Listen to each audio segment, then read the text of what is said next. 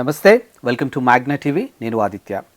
Bollywood star hero Saif Ali Khan మీద జరిగినటువంటి అటాక్తో ఒక్కసారిగా బీటౌన్ అంతా ఉలిక్కి పడింది. ఎందుకంటే గతంలో మనం చూసాము బాలీవుడ్ స్టార్ హీరో సల్మాన్ ఖాన్ మీద అటాకు, ఆ తర్వాత ఒక పొలిటీషియన్ చనిపోవటం, ఇదంతా కూడా లారెన్స్ బిష్నోయ్ ఆయన టీం చేశారనేది ఒకటి వచ్చింది. బట్ సైఫ్ అలీ ఖాన్ విషయంలో మాత్రానికి ఎవరు చేశారు, ఎందుకు చేయాల్సి వచ్చింది అనేది మాత్రం క్లారిటీ లేదు. దీని గురించి తెలుసుకునే ప్రయత్నం చేద్దాం. ప్రస్తుతానికి మనతో పాటు స్టూడియోలో ఉన్నారు ప్రముఖ అడ్వకేట్ నాగూర్ బాబు గారు. ఒకసారి సార్తో మాట్లాడదాం. సార్ నమస్కారం. సార్ నమస్తే అండి. Sir, Bollywood star hero Saif Ali Khan మీద అటాక్, ఆయన చిన్న హీరో కూడా కాదు, ఒక బీటౌన్లోనే ఒక స్టార్ అని చెప్పొచ్చు. అలాంటి ఒక పర్సన్ ఇంట్లోకి ఒక దొంగ వెళ్ళి అతని మీద అటాక్ చేశాడు అని అంటే అసలు ముంబైలో ఏం జరుగుతుంది? అంటే శాంతి భద్రతలు నిజంగానే కరువు అయ్యాయా? అసలు ఏంటి? 15,000 కోట్ల ఆస్తి అండి సైఫ్ అలీ ఖాన్ది. పటోడి వంశస్థుడు. 15,000 కోట్లు అంటే సామాన్యమైన విషయం కాదు. తన బిల్డింగ్, నివసించే బిల్డింగు సుమారు 12 అంతస్తుల బిల్డింగ్లా మనకు కనిపిస్తూ ఉంది. 12 అంతస్తుల బిల్డింగ్లోకి ఒక దొంగ హై సెక్యూర్డ్గా ఉన్నటువంటి ఏరియాలోకి వెళ్ళి కింద నుంచి సైఫ్ అలీ ఖాన్ ఎక్కడున్నాడో, అంటే 12 ఫ్లోర్లలో ఏ ఫ్లోర్లో అయినా ఉండొచ్చు, ఎక్కడున్నాడో తెలుసుకొని రాత్రి 2 గంటలకు ఆయన డోర్లు ఓపెన్ చేసే ఉంటాయి అని తెలుసుకొని మరిగా వెళ్ళగలడా? నో పాసిబిలిటీ ఉందా? ఒక చిన్న ఇంట్లో దొంగతనం చేయాలంటేనే ఒక 4-5 గ్యాంగ్ వెళ్ళి ఇంట్లో ఉన్న వాళ్ళని బెదిరించి బీరువాలు పగలగొట్టి తీసుకెళ్తారు. అలాంటిది ఒక దొంగ హై సెక్యూరిటీ ఉన్నటువంటి ఏరియా, 12 అంతస్తుల బిల్డింగు, సైఫ్ అలీ ఖాన్ ఆ టైంలో 2 గంటలకు రూమ్ యాక్చువల్గా లాక్ చేసి ఉంటాయి డోర్స్ అన్నీ. మనం 10 గంటలకే తలుపులు వేసుకొని పడుకుంటాం. అలాంటిది అన్ని ఫ్లోర్లు ఎక్కి 12వ ఫ్లోర్లోనో ఏ ఫ్లోర్లో ఆ రూమ్లోనే అక్కడే ఉంటాడు సైఫ్ అలీ ఖాన్ అని ప్రేయర్ ఇన్ఫర్మేషన్ లేకుండా జరగదు. సో ఖచ్చితంగా ఇది కుట్రే, ప్లాన్డ్, హైలీ ప్లాన్డ్, ప్రొఫెషనల్గా ప్లాన్ చేశారు. ఏదో ఒక దొంగ ₹1,00,00,000 కోసం ఎక్కడికో వెళ్ళి చేశాడు అనేది అవాస్తవం. సైఫ్ అలీ ఖాన్ ఏ గదిలో ఉన్నాడు, ఏ అంతస్తులో ఉన్నాడు అనేది క్లియర్ ఇన్ఫర్మేషన్ ఉంది కాబట్టే అక్కడికి వెళ్ళాడు. ఇది కుట్ర, దీన్ని కుట్రగానే చూడాలి. ఇంకొక విషయాన్ని మనం చూడాలి. ఇప్పుడు ఒక చిన్న సెలబ్రిటీ ఇంట్లోనే కార్ డ్రైవర్స్, వీళ్ళంతా ఉంటారు. జనరల్గా హీరోస్ మన లైఫ్ స్టైల్ చూస్తూనే ఉంటాం. అక్కడ వాళ్ళకి పనిచేసే వాళ్ళకి కూడా క్వార్టర్స్ ఉంటాయి గదుల్లో.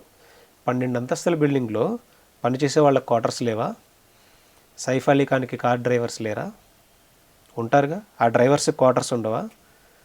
సైఫ్ అలీ ఖాన్ గారి భార్యకి, నెక్స్ట్ వాళ్ళ పిల్లలకి, వీళ్ళంతా డ్రైవర్స్తో బయటికి వెళ్ళినా కానీ ఇంకా ఒక మినిమం ఒక 10 మంది డ్రైవర్ని మెయింటైన్ చేసేంత క్యాపబిలిటీ ఉన్నటువంటి వ్యక్తి ఆ బిల్డింగ్లో.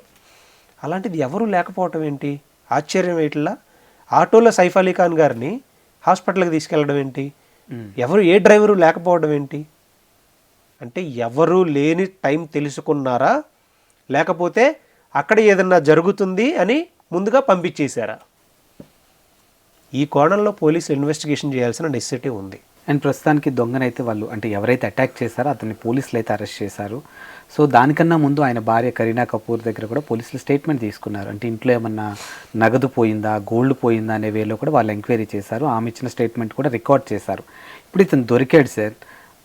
లీగల్గా ఒకవేళ ఆల్మోస్ట్ నేరం కన్ఫర్మ్ అదనుకోండి, ఎలా ఉంటుంది అసలు లీగల్గా? అటెంప్ట్ మర్డర్ కేసు ఒకటి ఫైల్ చేశారు సెక్షన్ అతని మీద. నెక్స్ట్ క్రిమినల్ ట్రెస్పాస్ పెట్టారు. ఈ సెక్షన్స్ ప్రకారం నేర నిర్ధారణ ఆల్రెడీ ఇప్పుడు రెడ్ హ్యాండెడ్గా దొరికాడు కాబట్టి సో అతని స్టేట్మెంట్స్ కూడా తీసుకొని లీగల్ ప్రొసీడింగ్స్ జరుగుతాయి. అతనికి శిక్ష అనేది ఖచ్చితంగా పడుతుంది. కానీ కుట్రదారులు ఎవరు అనేది క్లియర్గా తెలియాలి ఇక్కడ. ఎందుకంటే సాధారణ దొంగ అంత ఈజీగా ఆ ఫ్లోర్స్లోకి వెళ్ళి ఇంట్లో ఎవరు లేని టైం తెలుసుకొని సైఫ్ అలీ ఖాన్ అంటే రెగ్యులర్గా జిమ్ చేసేటువంటి వ్యక్తి మీద ఎక్కడో బంగ్లాదేశ్ నుంచేటువంటి వ్యక్తి 6 కత్తిపోట్లు పొడవడం అనేది హైలీ ఇంపాసిబుల్. ఓకే, అక్కడ ఏదో హైడ్ చేసినటువంటి కంటెంట్ ఉంది, దాన్ని దాచిపెడుతున్నారు. అండ్ ఆ దొంగ కూడా నిన్న ఈవినింగ్ ఏమో దొరికినట్టున్నాడు. సో ఇప్పటి వరకు కూడా పోలీసులు అతని దగ్గర నుంచి ఎలాంటి ఇన్ఫర్మేషన్ కూడా బయటికి రిలీజ్ చేయలేదు. మనకి చిన్న సీసీటీవీ ఫుటేజ్ మాత్రమే వచ్చింది. 2-3 బయట అతను గూగుల్ పే ఒక షాప్ దగ్గర పే చేస్తూ దాని ద్వారా లైట్ వేస్తే పారిబాబోయాడు, పట్టుకున్నారని చెప్తున్నారు. ఇది ఒక వ్యక్తి ప్లాన్డ్గా చేసే పని అయితే కాదు. అండ్ ఆ ఒక్క సీసీటీవీ ఫోటేజ్ ఇచ్చారు కానీ ప్రతి ఫ్లోర్కి సీసీటీవీ ఫోటేజ్ ఉంటుంది అండ్ ఎంట్రన్స్లో ఉంటుంది. అది హైలీ సెక్యూర్డ్ ఏరియా. వాళ్ళ స్టాఫ్ ఏమయ్యారు, బౌన్సర్స్ ఏమయ్యారు, డ్రైవర్స్ ఏమయ్యారు, డ్రైవర్స్ క్వార్టర్స్లో ఉండాల్సిన వాళ్ళు ఎందుకు లేరు? ఇదంతా ప్లాన్డ్గా అనిపించడంలా. ఆ టైంకే తన భార్య బయటికి వెళ్ళడం, తన భార్య ఇంట్లో లేకపోవటం, పిల్లలు చూసుకోవడానికి కొంతమంది చిన్న బాబుని చూసుకోవడానికి ఆయాలు ఉండడం ఏంటి, ఆయాల మీద కూడా దాడి చేయడం ఏంటి, ₹1 కోటి డబ్బు అడిగినట్టు ఆ డబ్బు ఇవ్వలేదన్నట్టు సృష్టించడం ఏంటి, నిజంగా సైఫ్ అలీ ఖాన్కి ₹1 కోటి ఏమన్నా ఎక్కువ? ఇదంతా ఒక స్టోరీలా కనిపిస్తుంది ఓకే క్లియర్గా. ఎందుకంటే మనం క్రిమినాలజీ ఒక క్రిమినల్ మైండ్ సెట్తో చూస్తే ఎలా ఉంటుందని అంటే, క్రిమినల్ డబ్బు దొంగతనం చేయడానికి వెళ్ళాడు, సైఫ్ అలీ ఖాన్లోకి ఇంట్లోకి వెళ్ళాల్సిన అవసరం లేదు. వాడికి ఆ రోజు డబ్బు కావాలి, ఎవడింట్లో అయినా దొరుకుతాడు, ఎవడి పీక మీద అయినా కత్తి పెడతాడు, ఎంత దొరికితే అంత తీసుకొని వెళ్ళిపోతాడు. అంత హై సెక్యూరిటీ ఏరియాలోకి ఎలా వెళ్తాడు ఫస్ట్? ఒక వ్యక్తే.